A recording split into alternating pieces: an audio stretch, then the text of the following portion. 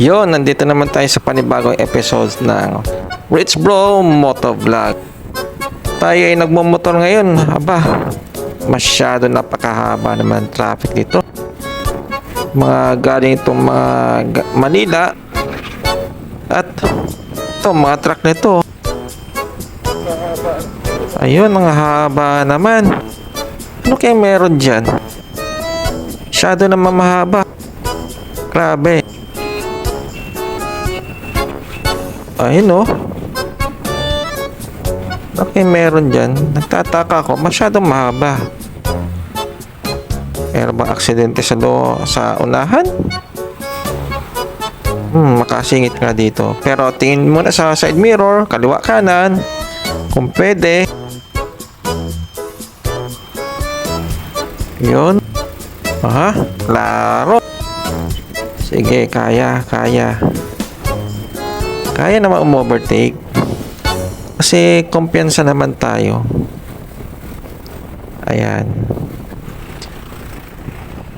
Tabi tayo kasi may ambulance.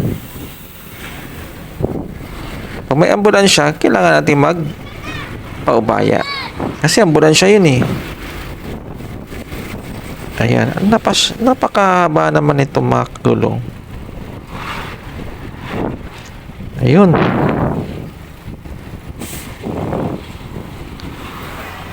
Ayun. Ay, grabe. Grabe, haba talaga ng traffic. Buti na lang, motor ang gamit natin. Tingin tayo sa kanan, side mirror. Okay, meron sa una. Masyadong traffic.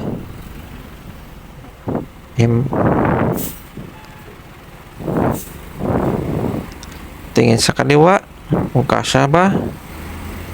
Oho, signal light tayo dito. Signal light na kaliwa para alam ng nasa likod. What? Yun. Oho, ingat din kasi may bigla na lang sumusulpot kaya itong tricycle na to.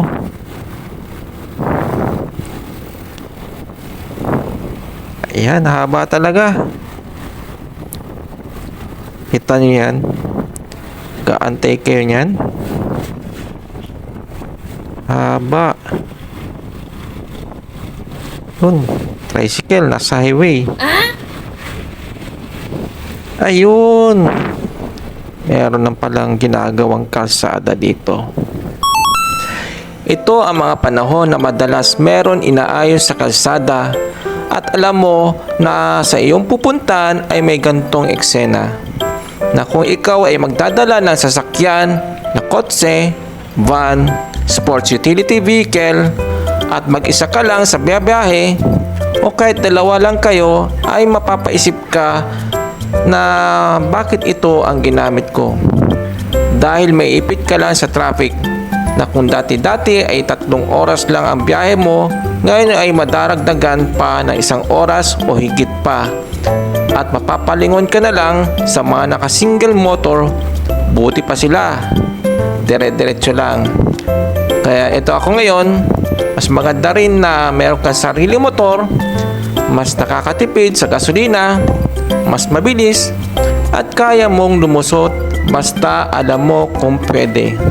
Klaro ang daan, nakikita ang kasalubong mo, sasakyan at sa iyong likuran. Laging nakaalalay sa preno kung sakaling may tumawid o ano paman. At pag hindi sigurado at hindi nakikita, huwag ipilit o lumusot. Huwag maging kamote sa daan para ang pagmomotor natin ay napakaswabe lang. Huwag din natin kalimutan na magsuot ng full face helmet kasi protektado tayo dito kesa sa half face. Magsuot din ng matingkad na kulay na damit at mas mainam na meron itong reflectorize para nakikita tayo sa gabi. At ang proteksyon sa katawan ay para kampante ka sa iyong pagmumotor.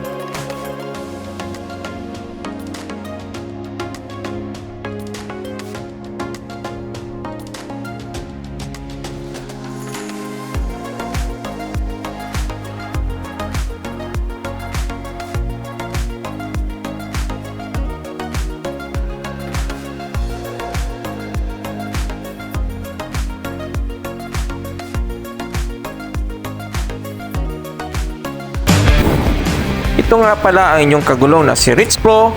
Huwag nyo kalimutan na i-click ang notification bell para kayo ay makapag-subscribe sa aking channel at palagi kayong updated sa aking mga video. Huwag kalimutan magdasal sa ating Panginoon bago umalis para magabayan niya tayo sa ating paglalakbay. Ride safe mga kagulong!